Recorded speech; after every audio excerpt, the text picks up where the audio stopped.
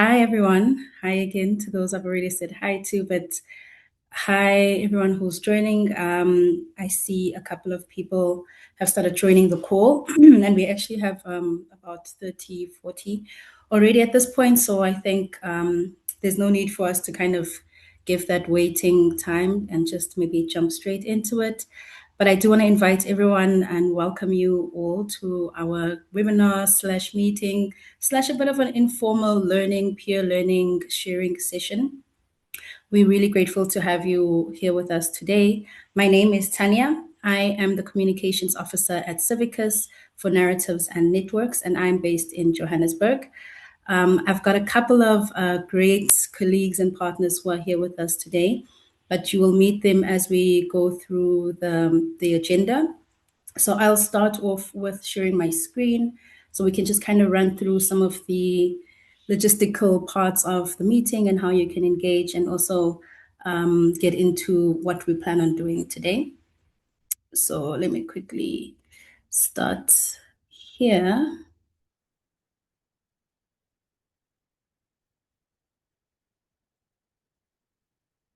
Okay, if you can see my screen, I'm hoping you can. So yes, welcome to the Building Pro-Civic Space Narratives webinar session. Today, we're going to be focusing a bit on the practicality and the strategies behind building narratives and effective communication. We wanted it to be a bit more hands-on and more practical, and so we can come out with some key learnings and approaches that we can implement, excuse me, in our own work. So just to start off, I do want to share that we do have interpretation available on this call. So on your Zoom, you can have a look at the bottom of the screen on the controls. Click on interpretation. If you would like to hear in English, please select English. We also have French, Spanish, and Portuguese available. So please feel free to select the one that you would like to hear. And if you only want to hear that interpretation, because sometimes it will play double, if you only want to hear that, then please mute the original audio and then you'll only hear the language that you choose to and want to hear in. I'll repeat this again for those who join a bit later, but there is interpretation available. And if you have any challenges, please feel free to drop a message in the chat and we'll try to help you out. And then in terms of participating, we really want it to be a super engaging session. So we'd love to hear your feedback. We want to hear your thoughts. We want to hear your recommendations, suggestions, your experiences. So if you want to share something, you are welcome to speak. Please raise your virtual hand. You'll also find that at the bottom of the Zoom controls. You can raise your hand, and when there is an opportunity, you'll feel free to share your voice. Only speakers will be allowed to speak at a time. So if you are a speaker or become one during the webinar, please make sure you unmute yourself when you do speak, and then ensure that you mute yourself once you are done. And then for camera, we know that some people might not feel comfortable to be on camera, but if you are able to, we do encourage you to turn on your camera and when you share your comments, your stories, your questions. If you are uncomfortable being on camera, please feel free to use the chat to share your thoughts. We also have a Q&A session functionality that's available as part of the meeting that you can use, and you can input your questions and your thoughts in there. So however you feel comfortable with sharing, we welcome your opinions and your thoughts, and we would love to hear from you. So in terms of the agenda, we're going to try to stick to time as much as possible. What we're going to do, just a quick run through, is a quick welcome, and we're going to use the Slido platform to kind of just gauge where everyone is coming from, and then also just some of your thoughts, initial thoughts before we jump into the agenda. And I'll have my colleague Nipuna, who will be joining us to provide a background on this project initiative that we call the Communicators for Civic Action. Also informally the Narratives Network from Civicus. So he'll just giving an overview of some of the work that we do. And then we'll go into the narrative strategy workshop and presentations. These are from some of our expert partners and colleagues. We have Cassie and Sophia from Almost and Camille from Oxfam, as well as Felipe from Red Lad and also the UN Special Rapporteur's Office. Then we're going to take a quick break for 10 minutes just to give the interpreters a time, just a chance to breathe. And then we'll come back and we are excited to share about our International Women's Day campaign that's coming up and how you can get engaged with that. And then we'll have another peer learning and sharing session, and we'll have partners who have kindly, offered their time and expertise, who will also be sharing some of their initiatives and projects that they are running and how you could collaborate and potentially get involved. And then at the end, we'll do a quick takeaways and just next steps. And yeah, for now, before we jump in, I would like to invite you to use the slider. We've got a QR code. You can just take your phone and kind of use your camera and have a look and then join the Slido. If you are not able to use your phone and use the QR code right now, you can join at slido.com using the password or PIN that's written on the screen, which is 4174061. This will be available when I move to the next screen as well. So I'm just going to give a moment for you to capture that and join the Slido. And then in the meantime, I'll head onto the Slido and where we can start gathering answers.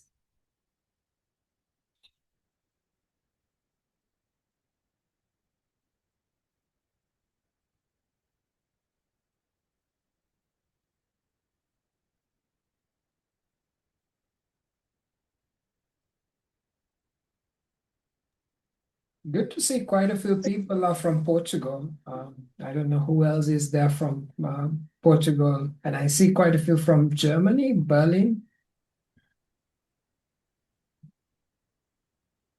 We have Colombia, Lebanon, Tunisia, Indonesia, Spain, Porto. Oh, Porto is a nice place. India, Panama. Oh, so quite a bit of diversity over here. Brazil, Lebanon.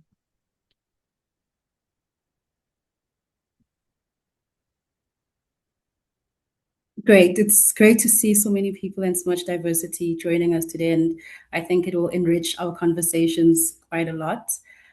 Just in thinking about the time, I invite you to continue sharing. I'll move on to the next question, which might need a bit more time for you to answer.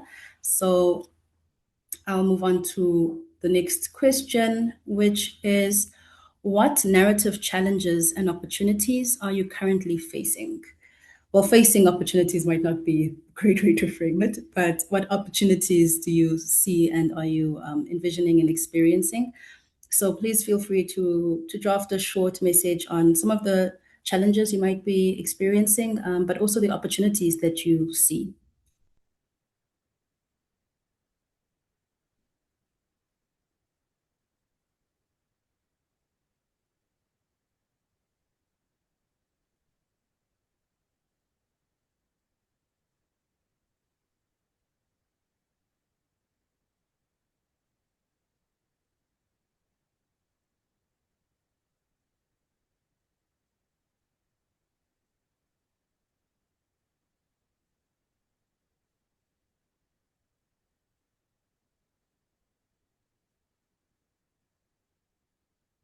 Okay, so I see a couple of answers coming in. I wonder if I can scroll down. Yeah, let's start from the bottom there. So we have shrinking civic space. I have a feeling we'll see this a few times and also it will come up in conversation. Polarization from Nipuna there. Would love for you to unpack that when you get a chance to speak next. Challenges, shrinking civic space of movements, increasing criminalization of protest. Unfortunately, I cannot speak Spanish, but I'll invite my colleague Sylvia, if she's on the call, to also kind of share some of the responses that come up in French and Spanish. Hate speech, misinformation, how to unpack the concept of civic space in a way audiences understand. I think this is an important one when we've been having conversations at Civicus as well, that it is a concept that not many people know and understand, and that we need to make relatable and relative for them to feel like they can participate. We also have key challenges we tackle is the lack of advocacy competencies in civil society and the narrative that civil society should be an extension of the social state. The challenge is to stay positive or focus on the positive. Only then, instead of just responding to challenges, that's true. Academic freedom, death of expertise, moving away from vanity, core funding, state-sponsored disinformation.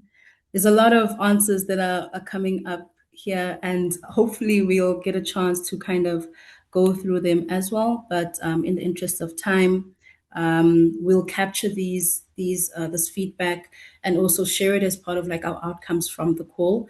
So it's great that we can get this information from right from the beginning. And so when we go into our conversations, we can kind of unpack some of the key issues that have come up. Building alliances. Yeah, okay.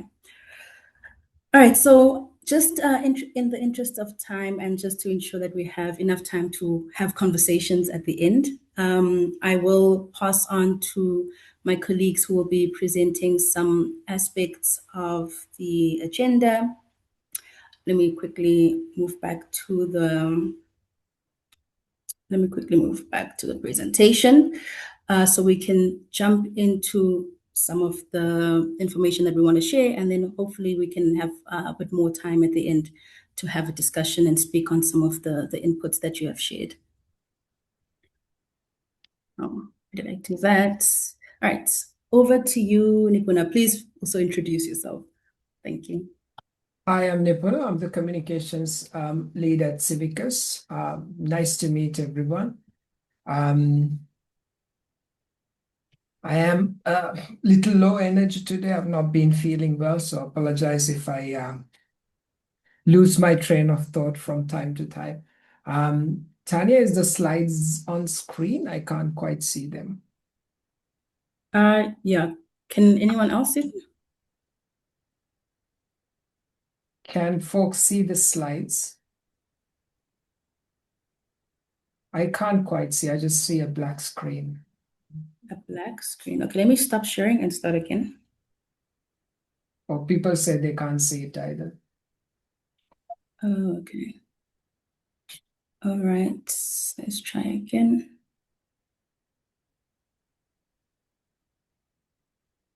All right, thank you so much. I'm not going to really talk through the slides as such. This is an introduction to the program.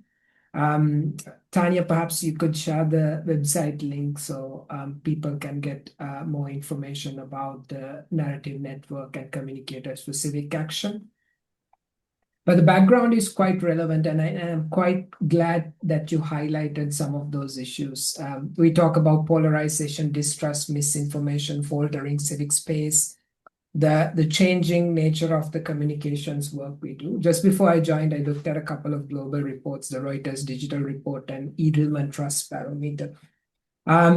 The polarization seems to be a really huge issue. And according to Edelman, it finds that 70% of the global population is going to what they call insularity, which is something that we knew because people go into their safe zones to talk to their own communities. And that is increasing, which is quite a big challenge.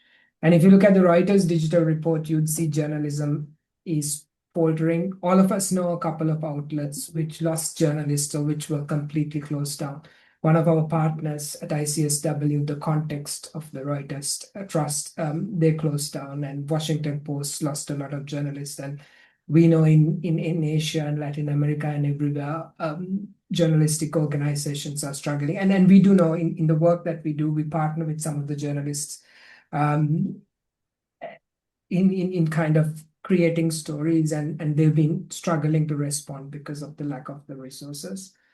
And adding to more doom and gloom, NGOs and civil society still remains less trusted than businesses, which is unfortunate. Although we haven't lost ground, but we are less trusted than businesses and several other sectors. And particularly the NGO leaders seem to be less trusted, and that's supposedly connected to the insular mindset. But that's something we've always known.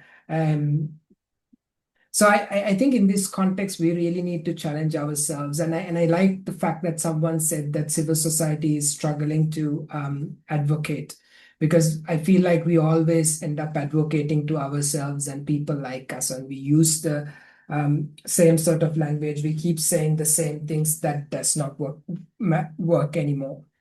Even when it comes to journalism, the trend is quite similar, because again, a lot of the same old and the repetitive messages can easily be done through AI, can easily be done through people who have very little knowledge about it.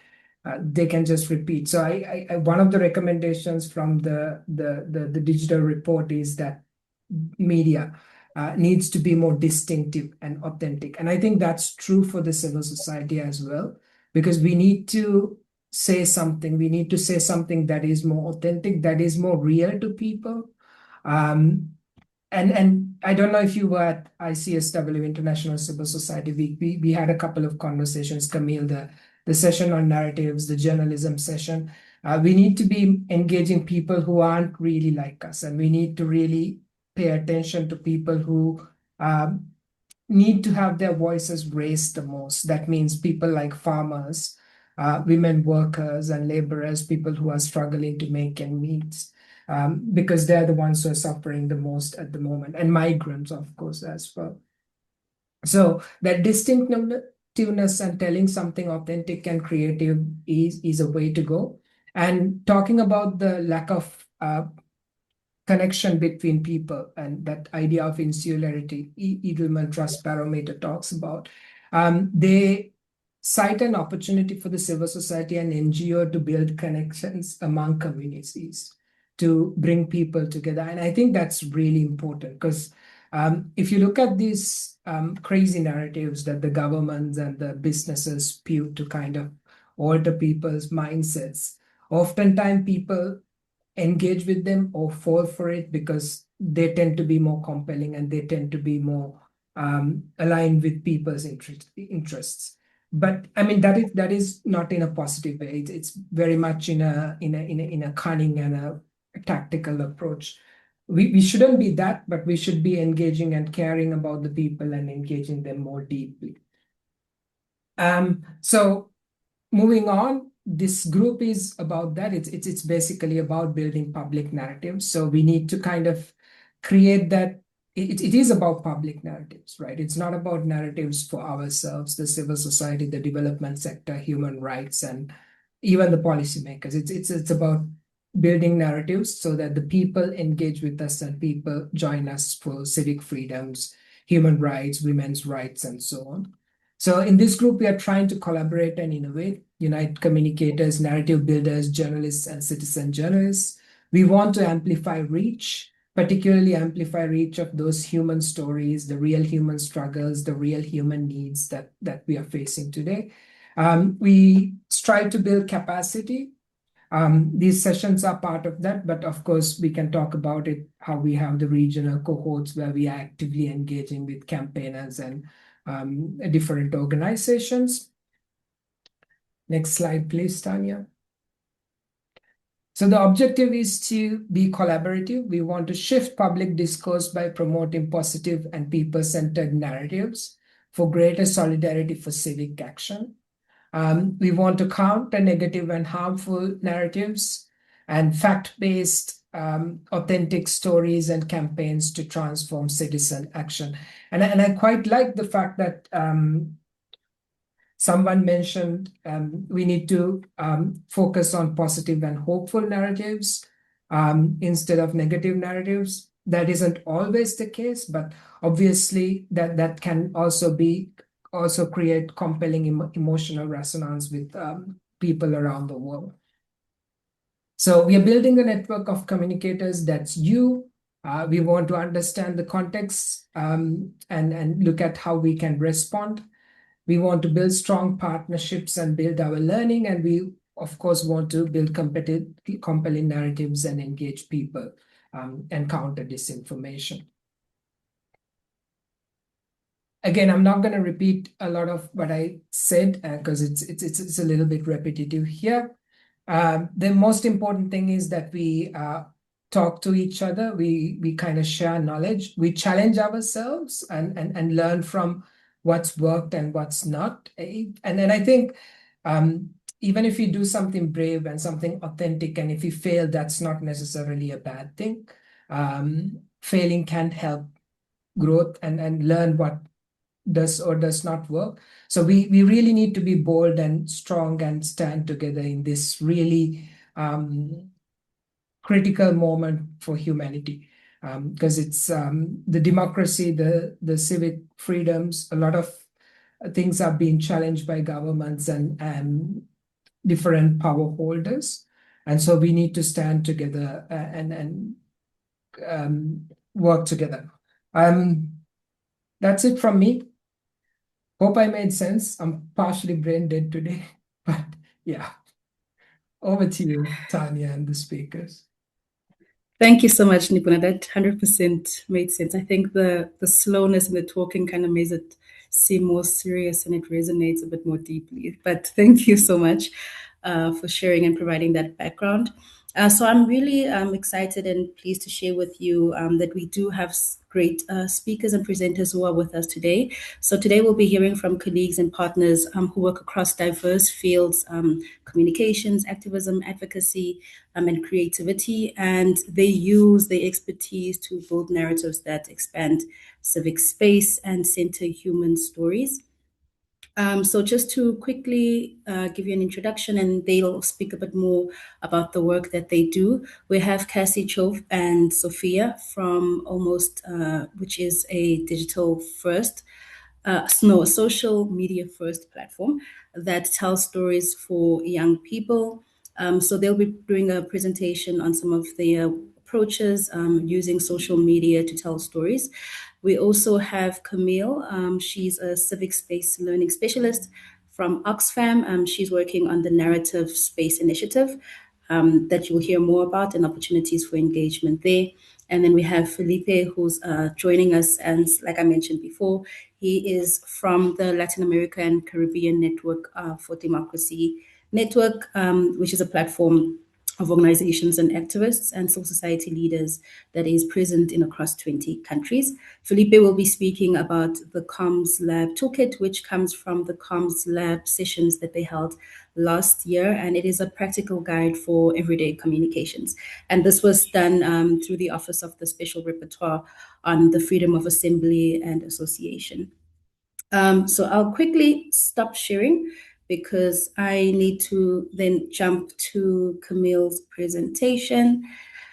And then I'll kick back up with, not Camille, sorry, I'll start with Cassie and Sophia. So let me just find it here and start sharing again.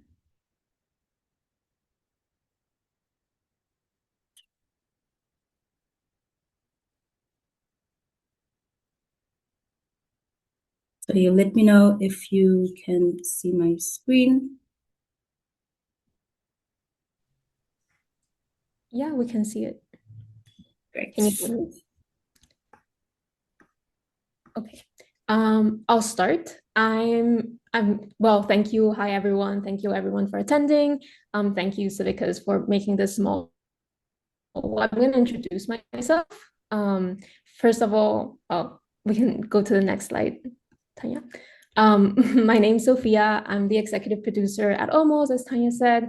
Almost is a bilingual, independent, youth-led newsroom telling global stories in social first format. Our editor and our founder, so you'll be able to ask her questions at the end of the presentation. But, well, basically this panel is all about building narratives or changing existing narratives. And I think I can speak about it from my own experience, that one of the narratives that we hear often, well, as a young person, one of the narratives that we hear is we're made to believe that nothing will change, so why should we even participate? Next slide. But that's often not the true, right? It's not that we don't care, it's that we often feel overwhelmed and disempowered. And young people, and we have found out that young people do care, but there's different reasons why that might be hard to feel like they can like participate. And one of the things is there's an abundance of facts and information, yet very little meaning. And sometimes most storytelling speaks at young people and not with them, right? And traditional media often expects young people to come to them instead of meeting us where we are. And what's the result? Well, young people often feel overwhelmed and apathetic, and so they disengage from civic life altogether. And this is one of the reasons why I joined Almost, because at Almost, we believe that young people do care. And we're not just, as much as we're fighting misinformation in this day and age, we're also fighting this disempowerment that young people are feeling. Next slide.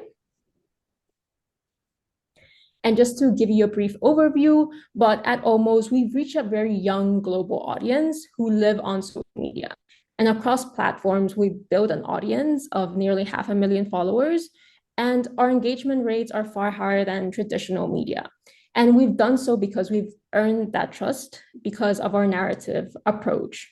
And when it comes to our narrative approach, we're trying to address different questions. And one of the most important ones is, how do we build enough trust that young people want to stay, listen, and participate? At Almost, we've found out a different like narrative approaches that work. And we've realized that it's not thinking about content only, but it's important to consider how we're showing up. Next slide.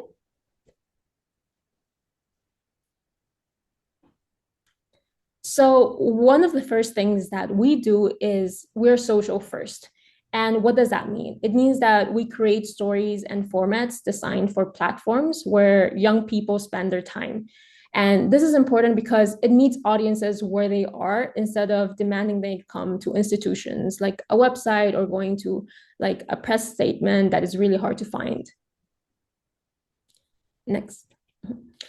The next approach we take is assuming that young people have the intelligence to understand complex topics, whether it's politics, climate litigation, etc. And so we adopt a tone that isn't condescending, but treats them as equals. And this essentially allows us to eliminate this gatekeeping to reduce the power imbalance. Next. Another approach we take is we encourage our audience to be involved with us, right? Either by DMs, feedback loops, which allows us to iterate in real time. And so by doing so, we redistribute this narrative power instead of just extracting from it. In this case, I'm showing you, it's quite recent, actually. It's about the protests in Nepal. So we got a DM from a girl that was living in Nepal, and she was telling us about the situation, how it was still dangerous, and what they were fighting for. And after we got that message, we really started to dig into the situation and covering it. Next. Another thing that it's important to do, an approach that we take, is we make sure that we showcase representation, but we don't tokenize them. We make sure that there's a space where people are allowed to tell their own stories. And this is not only for the people that we feature in interviews, but we also give the opportunity for reporters who are living in certain areas to showcase their stories as well. And this often shifts the power to those directly impacted.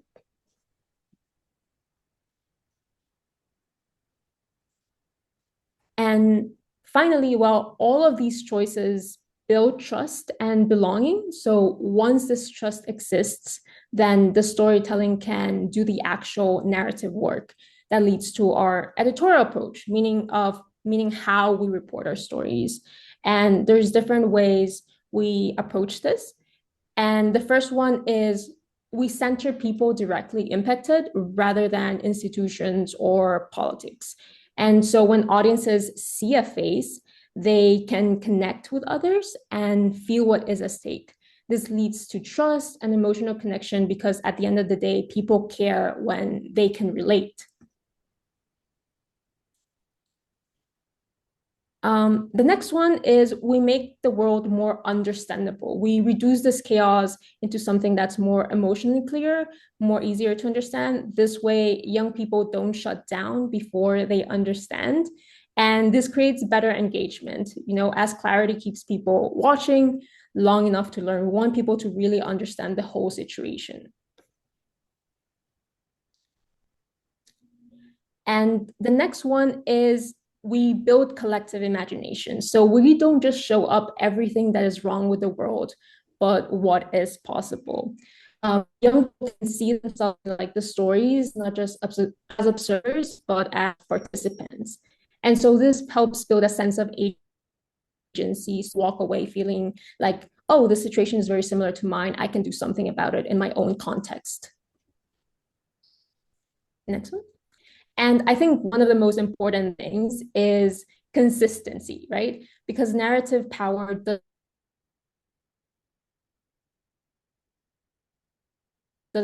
it comes from showing up consistently. And so we need to show up consistently to build trust and credibility, since it can be created through like one powerful story at the and next one. Oh, next. And so when you combine everything, how we're showing up, the previous one. Thank you. How we show up, how we tell stories, and consistency, you create the conditions for like narrative power in order for narrative power to work on our audience, right? And just to kind of like summarize it again, we need to create trust. Our audience needs to feel like they're represented, like they're not spoken at. We need to create engagement. So we need to make sure that people stay long enough to understand the issue.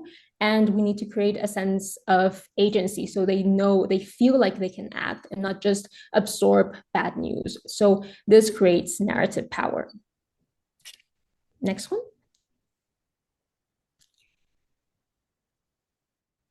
Next. And again, if we want young people to show up in civic space, we must build narratives that tell them. And so we must make sure, I think it went too far. Yeah. Well, yeah, if we want to make young people to show up in civic spaces, I think we must build narratives that tell them, right? Like, you belong here, you matter here, and show narratives that don't just describe reality and they shape what becomes possible.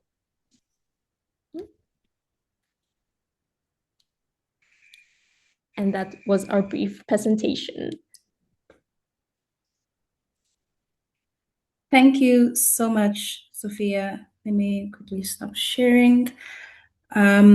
Just in the interest of time, we'll jump on to our next presentation. And then once we've spoken to all our presenters, we'll offer an opportunity to kind of have conversations and some questions. So quickly, I will jump to Camille. Camille, I hope you are with us and ready. I am. Can you hear me? Yes, great to have you. Oh, it looks dark. It's at night. Yes. Thank you for being here. All right, I'll jump straight to Camille. Thank you so much. Thank you, Tanya. It's really nice to see some familiar faces and also to connect with new people. I'm Camille. I am a civic space learning specialist with Oxfam, and I am part of a small but mighty team called the Civic Space Knowledge Hub. And our mission at Oxfam is to connect colleagues across the Confederation and to amplify knowledge sharing and learning about civic space across all the country offices, the different affiliates, and parts of Oxfam. We can move to the next slide. Thanks, Tanya. The Civic Space Knowledge Hub has been working on a project for the past couple years called the Narrative Space, which is an online platform that we're trying to put together to make narrative work a bit more accessible. So we know that narrative change work is becoming more and more common in discussions around civic space. We hear more people agreeing on the fact that we need to work on narratives. We need to come together and strengthen our skills to work on narratives. But we also hear from colleagues and from partners that narrative or narrative change work is often a bit abstract and a bit difficult to grasp. So they often wonder, how do we get started? So that's why we decided we wanted to come up with a platform that would gather resources and also practical example about what is narrative work. We also have been directly working on narratives. Oxfam has been working on narrative for quite some time already. We're not specialists. We come to this space humble, but over the past year, we've been supporting pilots working on narratives with partners and colleagues in LAC, in MENA, and in Asia. And we've also facilitated a cross-regional peer learning journey to ensure that the knowledge that each pilot was consolidating was being shared. It was also a space for solidarity between the different participants. And so the narrative space, the platform, is directly building from these experiences. We're also trying to collaborate externally, and we've been collaborating together with Tanya and Nipuna, talking with Civicus about how we can join forces and how the platform can also align, for example, with this network. And we're open to more conversations about how the platform can align with ongoing efforts and initiatives, because we want really this tool to be as useful as possible, not only for Oxfam colleagues, but well beyond. Next slide, please, Tanya. So what does the platform look like? If you're curious, you can already have a look. It's already released and already available online. Be aware that it's changing because we're adapting, we're revising some sections, but at the moment it is built around 4 key sections. The first one, called Understanding, is a very basic introductory section that is aimed at defining some key terms and, as I said, demystifying narrative change work, making it a bit more accessible, hoping that some people will also realize that even though they were not using this terminology, they have been actually doing narrative work for a very long time. We have another section called the Collective Creation, where we introduce a cycle with different phases of narrative work, with some resources and tips for each step, and where we're currently updating and trying to make as practical as possible. The last section is a resource library, so trying to gather all the different resources that are already available and that cover different example or different thematic approaches. Sorry.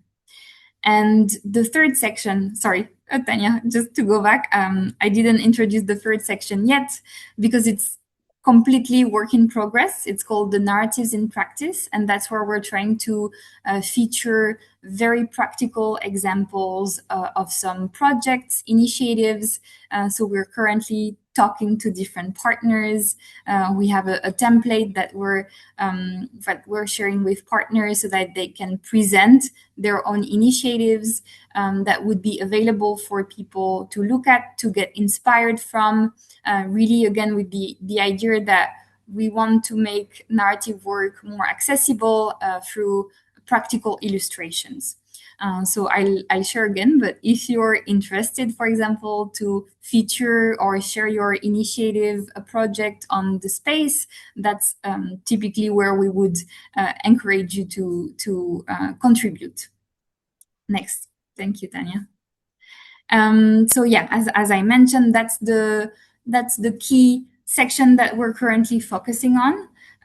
We believe it's kind of the core of the platform, where we will showcase practical, innovative, and creative forms of narrative work, and we want to kind of showcase a diversity of approaches as well. So we're hoping to have, for example, examples of digital storytelling, examples of community mobilizing, but also some examples that are more thematic. It's hard to tell you what it will look like exactly, because we're trying to have an organic approach and meet people where they are and offer them a space to really share about their work directly. Another key area that we want to focus on, because every time we talk about the platform or that we talk about narrative work, a key question that comes back is, how do we measure narrative work? So that's a key question that keeps coming back. So we want to feature some different examples of measurement of narrative work, and also start the conversation about what does change mean and what does success mean when we do narrative work. So again, if you have any interesting examples and would like to collaborate on that, I would like to encourage you to reach out. Next. Yeah, I think that's all for me. But really, again, encouraging you to have a look at the platform. Again, keeping in mind that it's gonna keep changing in the coming weeks, in the coming months, and we're very much open to feedback, to ideas about content you think should be featured, if you would like to be featured, or if you have similar initiatives that are ongoing and where you think that we may need to join forces. I'm more than happy to connect and discuss further. That's all for me. Thank you so much, Tanya. Thank you so much, Camille. Let me jump back to the main call. Okay, thank you so much, Camille, for sharing. And hopefully there are people on the call who are really thinking of ideas and how they can contribute to the platform. I'm going to go over to our third speaker, Felipe. Felipe will be sharing his screen. So Felipe, please feel free to proceed. And then afterwards, we'll have a bit of a Q&A. I'll start looking at the chat and see if there's any questions for our speakers. Thank you, Tanya. So you can see now the screen? Yep. Yes, yes. Maybe Okay, you I'm want sorry, to I didn't prepare a nice presentation, but I'm going to talk to you a little bit about the Comms Lab Toolkit and how we got to this point with this piece of tool that with a lot of practical tools and like the results of like bringing together two worlds, two very different groups of people together, and like what amazing stuff can come out of these kind of gatherings. So it's important to understand like what motivated us from the Special Rapporteur Freedom of Assembly's office to conduct this. And it all starts with like a personal like anecdote of like me also being part of a lot of these meetings throughout like the years, and understanding the why behind we need to change our narratives and how important it is, and like to come up with a different way of presenting our own work. And you come out of these workshops all like empowered, that you know the power of being positive and changing the way we present our work.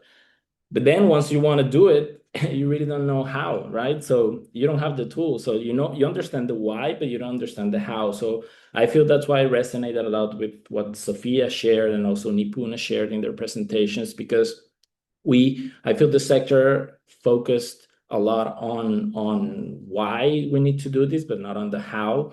And then they started like a years-long process of engaging with photographers and directors and illustrators and all these creative people that then allowed me to fulfill this need to drive change in my own hometown. And this was like a huge learning process. And we started discussing this with the rapporteur also on how we felt we needed much more of these practical tools. And so we came together, we presented this idea to Civicus, which was also great in supporting this crazy idea of just bringing together people from the communication sector, but that had no idea about the human rights sector, because we wanted like fresh ideas in the room.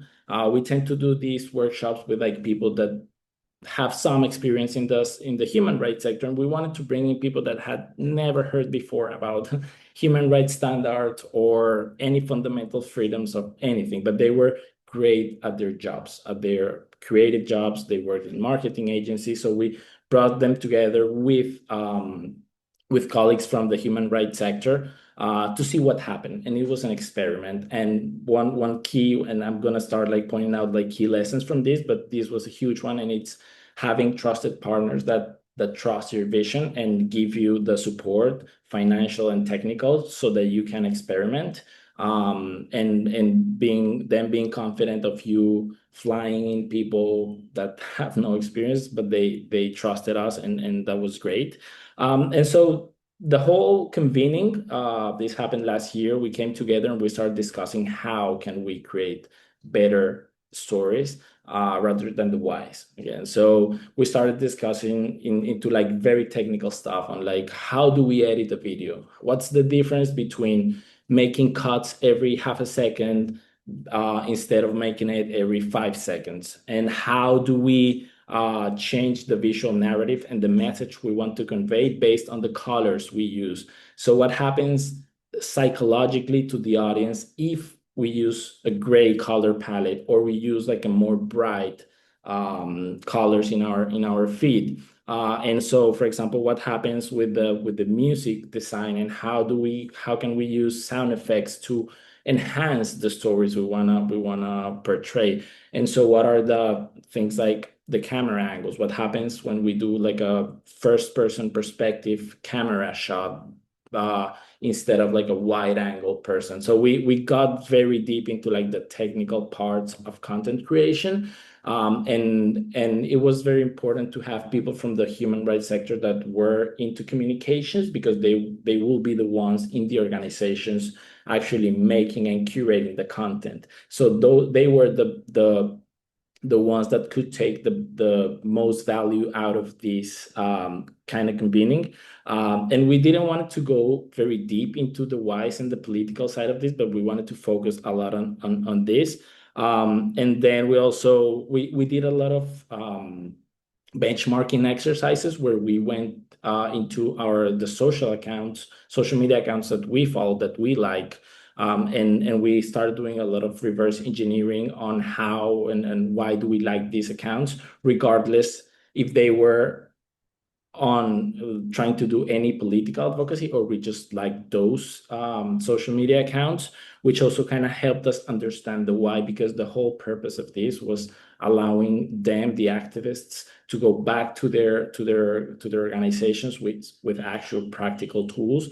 And these are some of the exercises that you can find in this toolkit. So we started, like, again, as you can see, reverse engineering how this and these were all accounts that we identified during the comms lab, how they were, why are they successful. So for example, the first one, it's about like political prisoners, and it has like a more like solemn tone, and it's like darker color palettes. But then the second one, it's more like news, and how do you make news more engaging? So they use like a more vibrant color palette.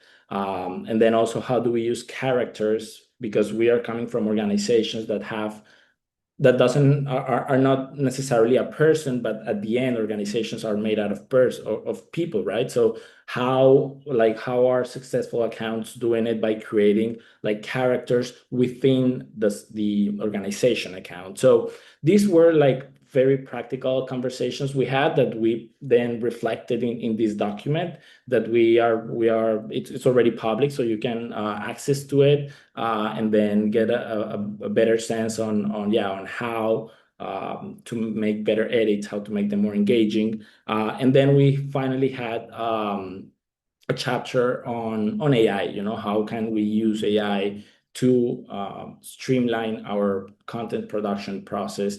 Because as Nipuno was saying in his presentation, what we want is to reach out to broader audiences. We want to break out of our own like spheres of influence and allies.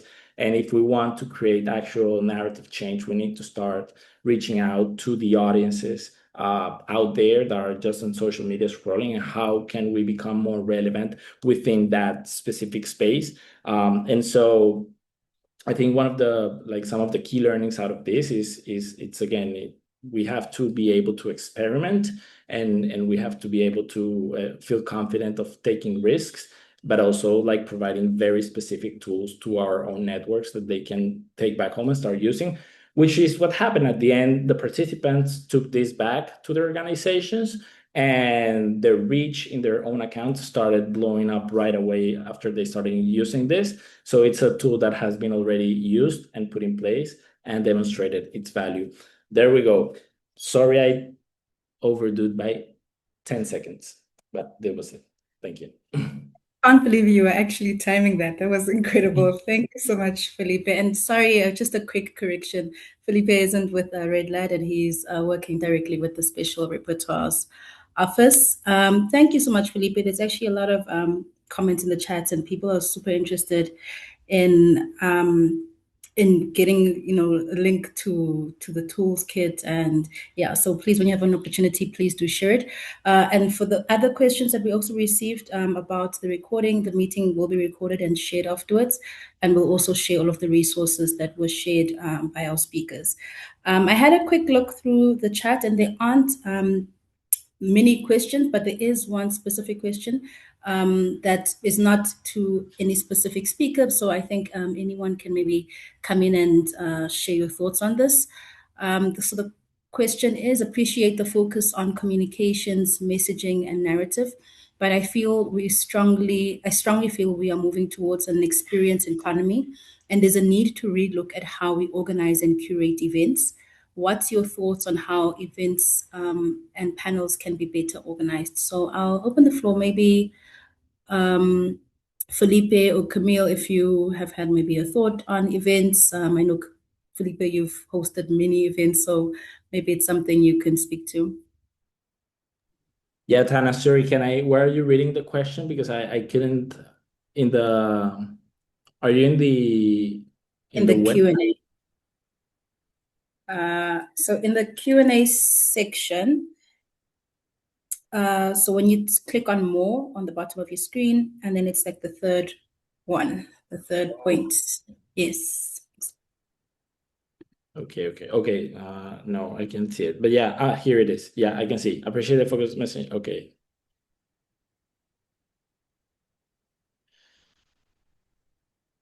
Okay, yeah, thank you for that question, because that was a great challenge we had with the Comms Lab, because we didn't know exactly how it was going to go, given that we were bringing people from different sectors, and we didn't want, especially the people coming from the communications and marketing sector, sitting in a room for 3 days, which is one of those settings that will kill your creativity, for sure.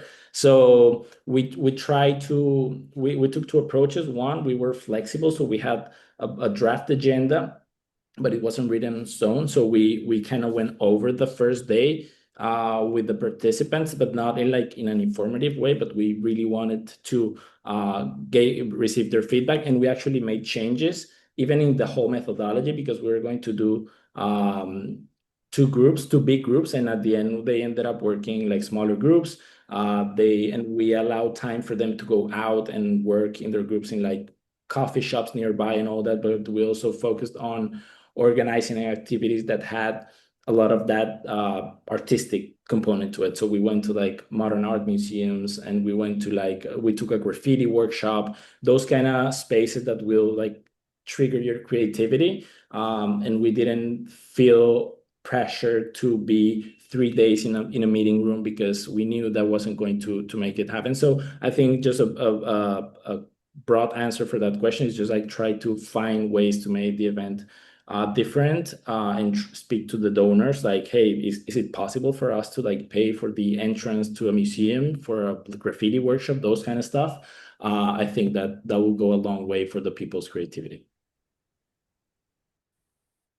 Thank you so much, Felipe, and thank you, Mansi from World Benchmarking Alliance. That was from Mansi.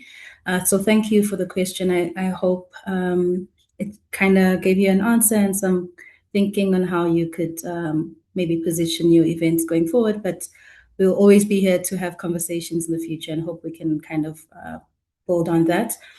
I also see a hand up. So Federico, I'll give about 4 minutes because we need to give the interpreters a break. So we'll go into a break at past. But Federico, please proceed with your question.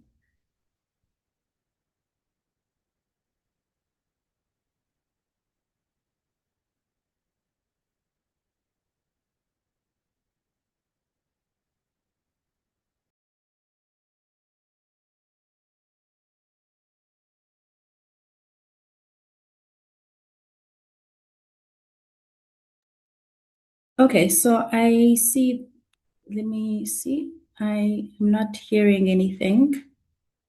I'm also not seeing anything. Okay, we do have an additional question for the almost ladies. So Sophia and Cassie, what concrete strategies help establish credibility over time, especially when organizations must balance visibility, legal accuracy, and the safeties of partners and affected communities? And how do you maintain the trust when communication is often reactive to crises rather than planned? So maybe Cassie or Sophia could come in. Yeah, sorry, would it be possible to see that question written out? Or, oh, sorry, I think I'm like looking in the wrong section. Let me post it. Yes, Yeah. in terms of when organizations must balance visibility, legal accuracy, and safety of partners. Yeah, I can definitely answer that. So I think that's a very valid question and very like valid concern because a lot of times there is we want to make sure that we're reacting quickly, especially in like breaking news situations. But we also must ensure that, we are accurately presenting the information and not like spreading misinformation. And also ensuring that, as Sophia spoke about, that we're placing the people who are most directly affected at the center of, the stories that we are telling, and making sure that they're accurately presented. So what we focus on is that, there is a lot of I would say in general, in this like information environment, a lot of times we feel the need to react immediately, be the fastest, be the first one to get it out. But for us, we just always make sure that we come back to like the values that like Sophia was talking about, where, we would prioritize ensuring that we get the information to be accurate, and that we are keeping in mind these sensitivities, for example, before prioritizing that over sort of like reacting immediately. So sometimes that means that we might not necessarily be the first people to get something out, but when we do get something out, it is something that we have spent a lot of rigor, we like professionally like spent like it's rigorous. We've really like ensured that the information is accurate and that it is well like reported and well like thought out in that sense. And that actually really helps to build trust because audiences now, even though there is a lot of information, young people especially are very smart and they understand and know when like information is false or information is fake. And people do get called out for that kind of thing, so they do really appreciate when we put the time and the effort into ensuring that this piece of content or the story that we're telling, or that we are, doing it accurately and fairly, in a just way in that sense. So that actually helps to sort of build the trust over time. And so I would say that a lot of it is like it's easy to sort of get trapped into this like, oh, we have to be the first ones to react, but actually people don't necessarily want to see the first thing because people all know that usually the first things that come out, everyone's really smart and everyone's online. We all know that a lot of times it's like the first things that come out are like inaccurate. It could be AI, it could be disinformation, misinformation, bots, for example, but actually like being thoughtful about it and making sure that, we always adhere to sort of our mission and also our values. Thank you so much, Cass. That was comprehensive in such a short amount of time. I appreciate that. I will take us to a brief break for about 10 minutes. I will encourage the panelists to have a look at the chat. There are some questions, additional questions, in case we aren't able to cover them directly during the call. So I do encourage the panelists to have a look at the chat and the Q&A. And if there's anything you can answer to, then please feel free to just type a response. And then if we do have a chance later on, we can kind of come back to it. But yeah, just to give our interpreters just a breather, I will be taking us to a break. And I'll be trying to play you some music while I do that. Thank you, everyone. See you at 15:41 South African time. I'm not sure, but lucky 41. Thank you.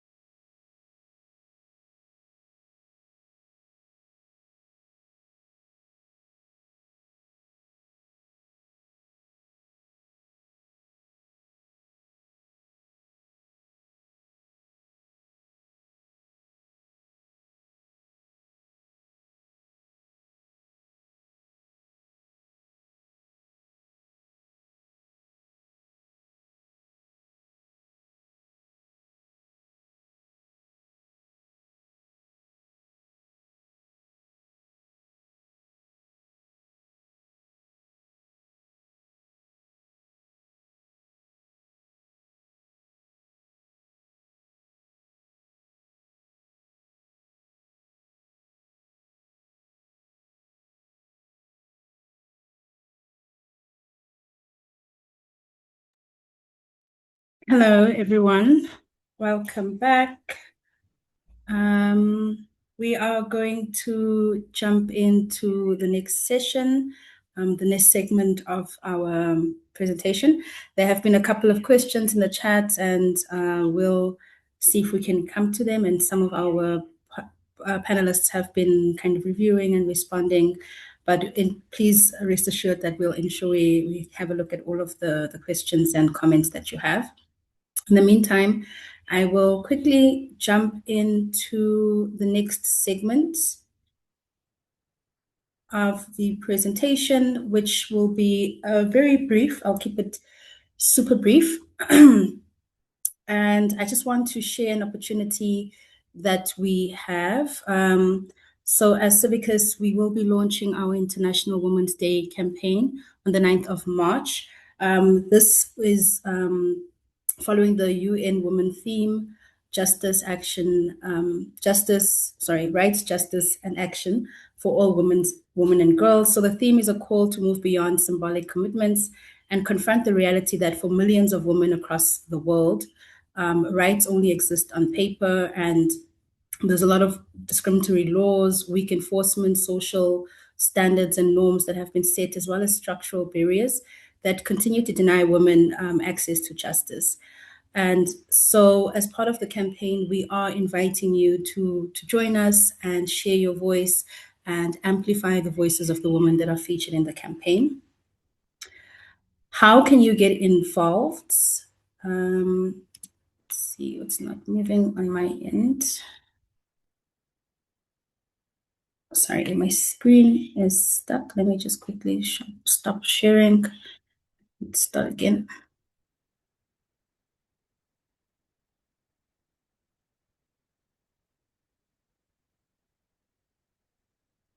Okay, quickly. So how can you get involved with the campaign? So we're inviting anyone and everyone who wants to be part of the campaign to share their voice. So through the campaign, we'll join the international call to dismantle barriers, and we'll address the laws and the practices that deny women access to rights and justice. The campaign will center women's voices, lived experiences, their resistance, and also their resilience. So we'll be looking at exposing the gaps between rights and lived realities, amplifying the lived experiences of women, and also challenging dominant narratives that frame rights and justice as something that is radical or optional, and position equal justice as a legal and moral obligation. So how do you get involved? We have set up a couple of systems that will allow you to share your voice. As you can see on the screen, we have QR codes that link to forms. I also included the forms on the screen. So you can go onto the Google form and share a short quote, your experiences, some stories that you want to share, and also stories of resilience and stories of hope. This will also allow you to include pictures that you want to share of your work, as well as some links of the work that you are doing. This is essentially what it would look like. My screen keeps getting stuck, so I have to keep jumping back and forth. But this is essentially what the outcome would then look like. It will be available on the Civicus website. Once you share your story, we'll then upload it on the Civicus website, and it will appear in the form of an interactive display. We've already had some partners from our Latin America community of the Narratives Network share their stories. These stories will then pop up on the screen. You'll see the image of the individual. You can then click through and see their story, what they want to share with us, what they want to share with the world. Additionally, in some of the instances, you're able to see links to the work that they're doing, links to the websites, social media. And so we do encourage you to have a look at the engage part of the campaign and see how you can participate. We welcome you to share it with those who you think might want to feature in the campaign. We will be accepting responses until the 31st of March. And thereafter, the campaign will continue living on the Civicus website indefinitely. And we also have resources. You'll see on the next slide, if I can go back, trying to jump in between like a million things. Yes. So on this next slide, you'll see that we also have put together some promotional assets that will allow you, if you are not able to share your story directly on the campaign, but you are able to use the resources and the assets that we've put together for you to share on your social media. We have Instagram, LinkedIn, PDFs, Instagram Reels, TikTok Reels, as well as social media captions that we've put together. I've also put in a QR code and a link. This will link you to a Google Drive that will allow you to then input your messaging and also take some of the resources that are available. I'm quickly going to play one little video that is about the campaign, and then we'll move on to the next segment of, let me see if it will play. Otherwise, my screen is stuck again. I'm not sure what's happening. I'm not sure what's happening now. I think my computer's a little tired. Let's just try that one more time.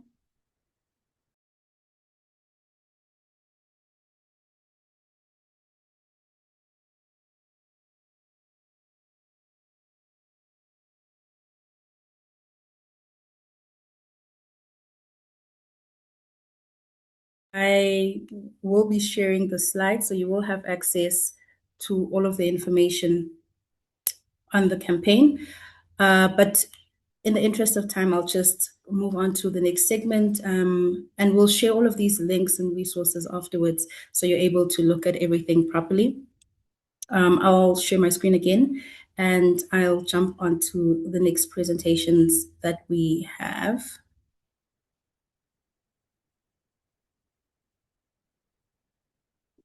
Okay. All right, hopefully you can see my screen. So this session is a little different from the ones we've had previously. We did offer the opportunity and open it up for anyone who wanted to share any creative approaches, any initiatives that they have, any work that they are doing to amplify human-centered stories, and any methodologies and tools. And so we are fortunate enough to have Christiane and Javier, who are joining us today, and they'll be sharing more about the work that they are doing. So Christiane is on the steering committee of Rede Narrativas in Brazil. She's a journalist and a researcher in democracy, civil society, and public advocacy. She is a network strategist with more than 2 decades of experience advancing democratic governance and civic participation. Her work spans strategic communications, advocacy, institutional governance, and multi-sector network leadership, with a focus on strengthening civic space and the long-term sustainability of civil society organizations in complex political contexts. We also have Javier Chavo Martins, who is a storyteller and visual director. Javier writes and crafts human-centered stories for film, digital platforms, and social impact projects, inspired by the people and experiences that they meet and listen to along the way. So I'll first get into Christiane's presentation. Christiane, I hope you're with us and are ready to begin. Let me know and I'll just scroll for you. Hello, everyone. It's great to be here today. Can I speak in Portuguese, Tanya? Yes, please. Let me quickly also change to, let me quickly change and also put my translation on. But yes, Okay. you are welcome to speak in Portuguese. Eu quero dar boas-vindas a todos, agradecer a Tânia pelo contato, pelo convite, agradecer a Civic e parabenizar, né, por essa iniciativa. Eu estou aqui representando, né, o Conselho Gestor da Rede Narrativas. Eu quero, né, sinalizar que tem uma colega minha de comitê gestor que está aqui também, que é a Aleta. Nós somos uma rede de profissionais de comunicação de causa no Brasil.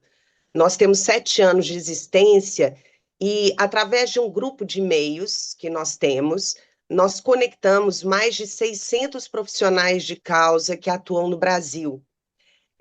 Nós temos os nossos espaços de conexão, eles são basicamente virtuais, né? Nós temos essa comunidade que troca conhecimento, né? Através desse grupo de e-mails, e temos também um espaço um site, temos um site e temos também um espaço no LinkedIn.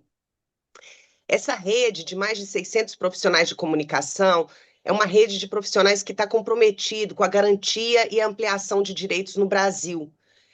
A partir da criação, né, de espaços de promoção de conhecimento e debate, nosso objetivo é fortalecer as organizações que estão voltadas para o bem comum e evidenciar a importância da comunicação para a transformação social.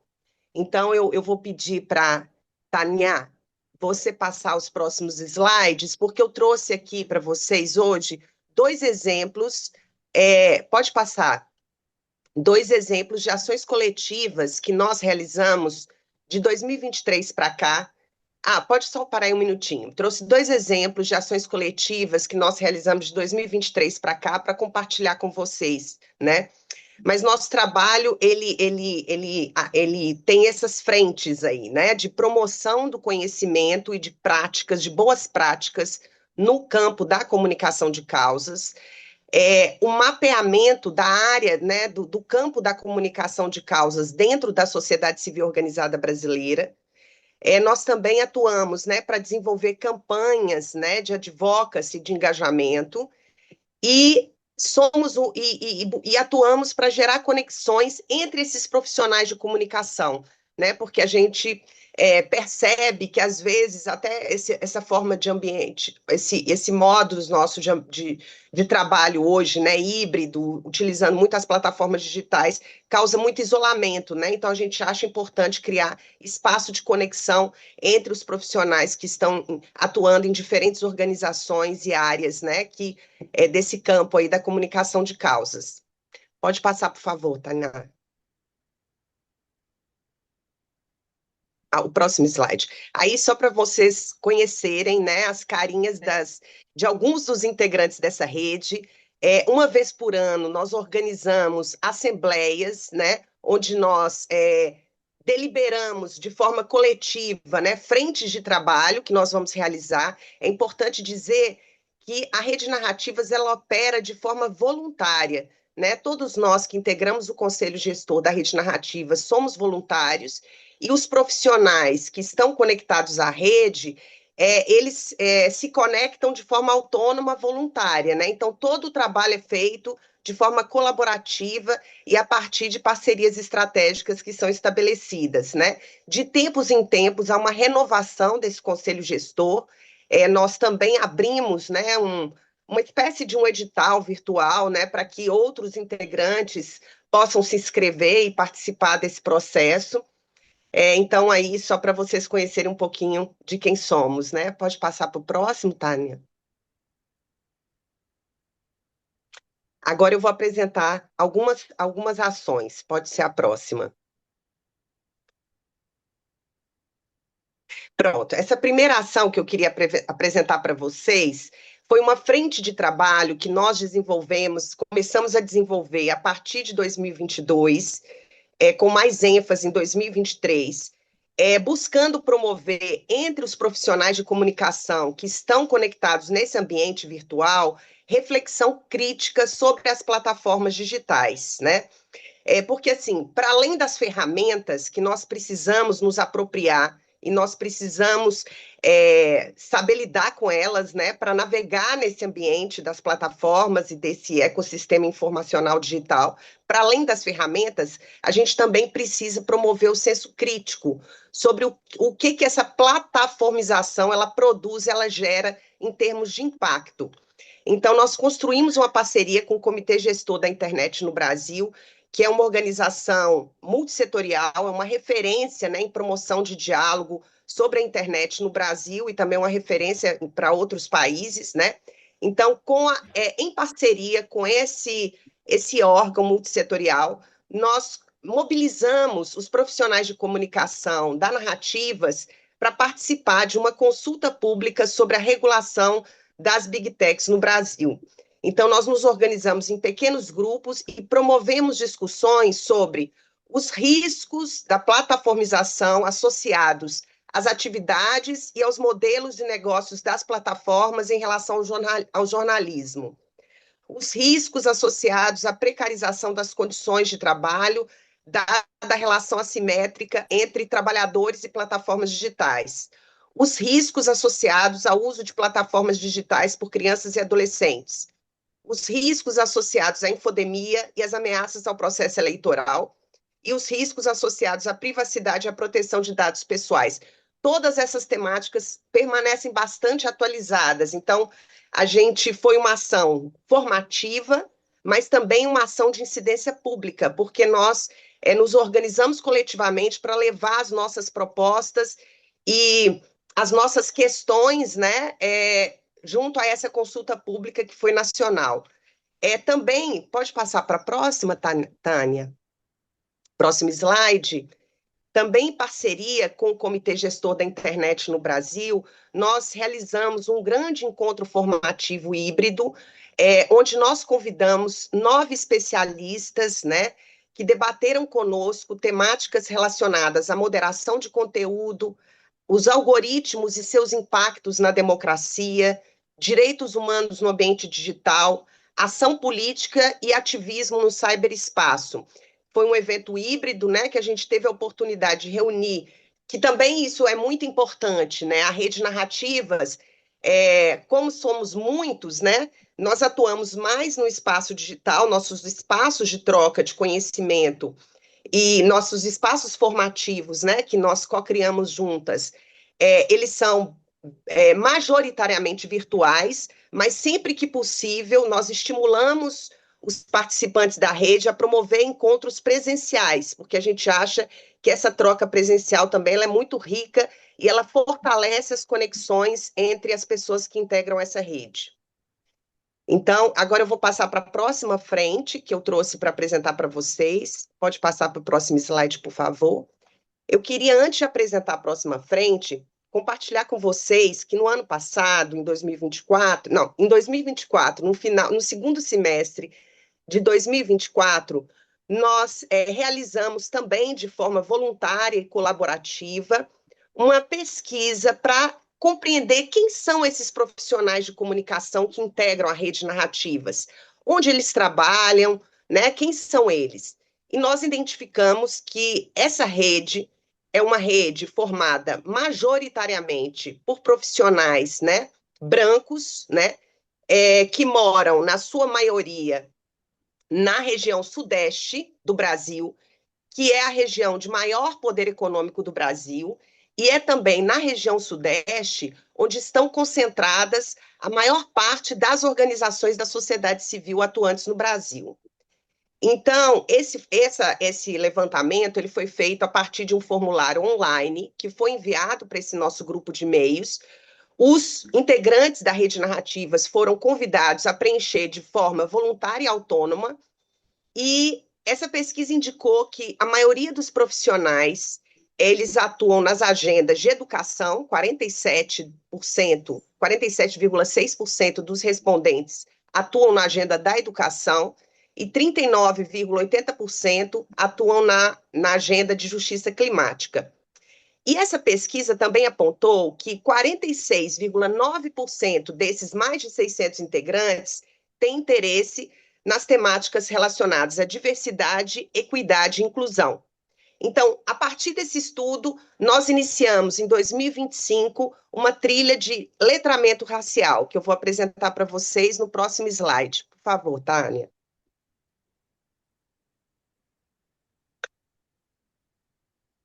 Isso.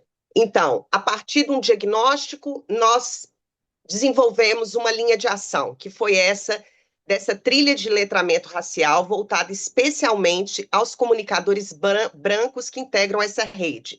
Então, nós nos articulamos com veículos de mídia independente, organizações da sociedade civil e laboratórios de pesquisa que estão sediados, na sua maioria, na região nordeste do Brasil, né?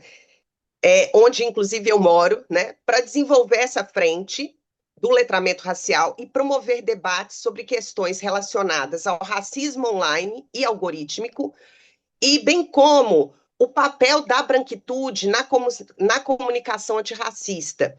Então, num diálogo com a marcha, né, que ocorreu em novembro do ano passado aqui no Brasil, ocorreu essa importante marcha das mulheres negras, né, reivindicando o bem viver. Então, nós promovemos esse webinar exatamente para discutir qual é o papel dos comunicadores brancos na luta por uma comunicação antirracista, né, na prática. Então, foi bem interessante esse diálogo com um conjunto de mulheres especialistas, mulheres que têm uma prática mesmo nessa comunicação antirracista. E eu quero, né, encerrar aqui a minha fala dizendo que agora em 2025 nós queremos dar continuidade a essa frente, né? E estamos em diálogo com outras redes de comunicadores no Brasil, exatamente para promover essa agenda da diversidade, né? Como a Coalizão de Mídias Periféricas, Faveladas, Quilombolas e Indígenas, criada em maio de 2023 no Brasil, que reúne veículos jornalísticos em rede, né? E que atuam normalmente em territórios, né? Onde o acesso à informação, o acesso a recursos financeiros para financiamento dos seus próprios projetos de comunicação, tudo é mais difícil. Então, nós queremos cada vez mais fortalecer a nossa conexão com outras redes de comunicadores no Brasil, exatamente para fortalecer esse ecossistema que é fundamental para o fortalecimento do espaço cívico brasileiro. Muito obrigada, gente. É isso.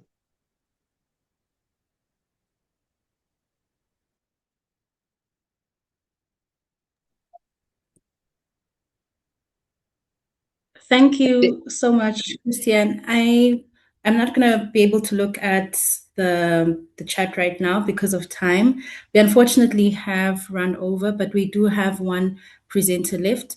So we are hoping that you can stay with us for another 5 minutes, and then we'll conclude at 10 past.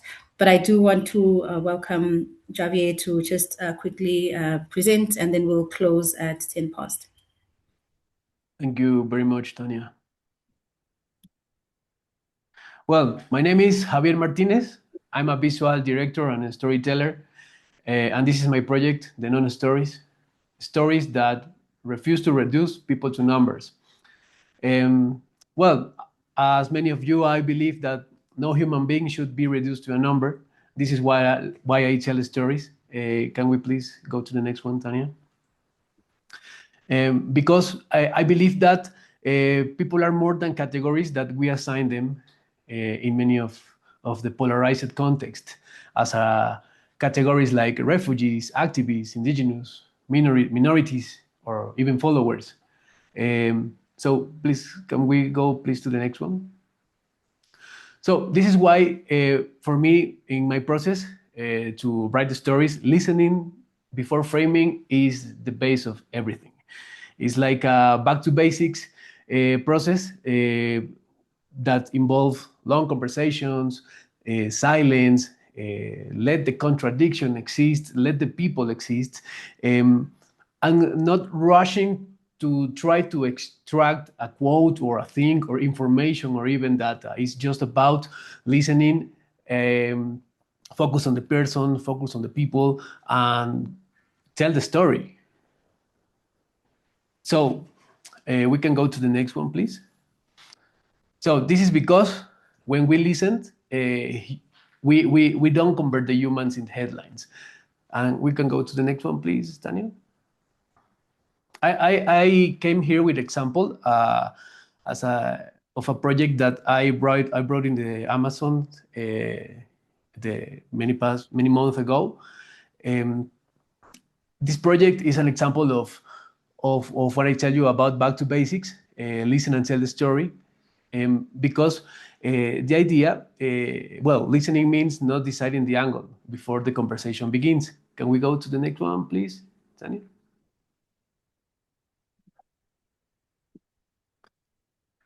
To the next one. Sorry. Okay.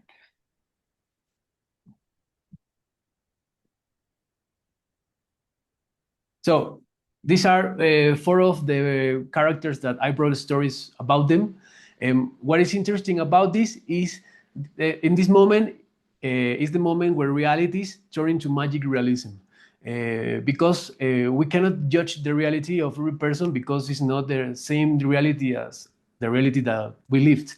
So in the process of these stories, I listen everything, and you can see many details in the life of them because, well, now for a little of context, we are in the Amazon of Ecuador.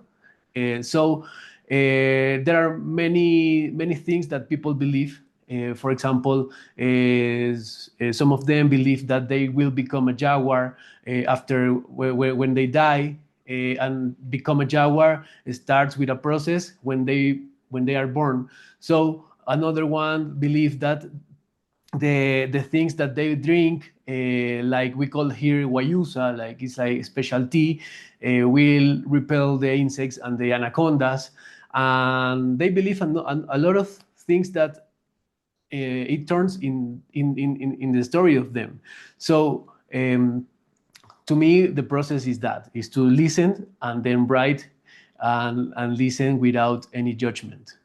So can we please go to the next one? But in the process of writing, I have discovered that distance does not reduce the complexity. I brought this project with a refugee from Congo.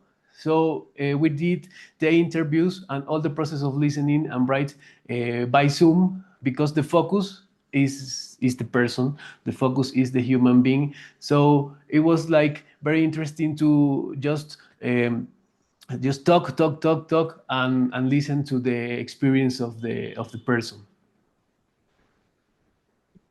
And for the end, I would like to let you a question just for you, just for us, for yourself. Do we keep simplifying or do we start listening? Thank you very much. Thank you so much, Javier. Unfortunately, we do not have time for questions and answers, but I do want to encourage you to please share the details, how people can learn more about your work. I know we gave you a very short amount of time to present, but please do share contacts or links of where we can access your work. And the same with Christiane. It was amazing hearing about the great amount of communicators that you've created a network with, and we'd love to hear more about your work. But just to not keep anyone over time, I do want to thank you all for being here with us today. We'll ensure we get all of the information from our panelists and the links that are relevant, and we will share the recording after the call, and also all of the relevant materials. Just from our end at Civicus, I just want to encourage you to keep an eye out for our campaign that we'll be launching, and also share your resources, share your stories, let your voice be part of this global call. And then in terms of next steps, we will continue having these meetings. We plan to have these once a quarter. This is the first for the year. And so we'll have them quarterly, and we'll keep having some experts and some communicators and creatives coming to share their experiences and stories with us. We'll continue working together, co-creating campaigns. And so please keep an eye out when we are looking to co-create and collaborate on that, and also continue to share some of the research and analysis from Civicus. And then just as a next step, FYI, we will be hosting a regional convening in Asia. So please keep an eye out. We will be sharing some outcomes and information about that meeting. And so that is all from my end. We will have a look at the chat and all of the questions and compile the learnings and the feedback and share it along with the outputs from the call. Thank you so much for all of your time, and thank you for being with us today, and looking forward to connecting again. Please do stay in touch. And thank you to the interpreters and my colleagues who helped put this together. Thank you.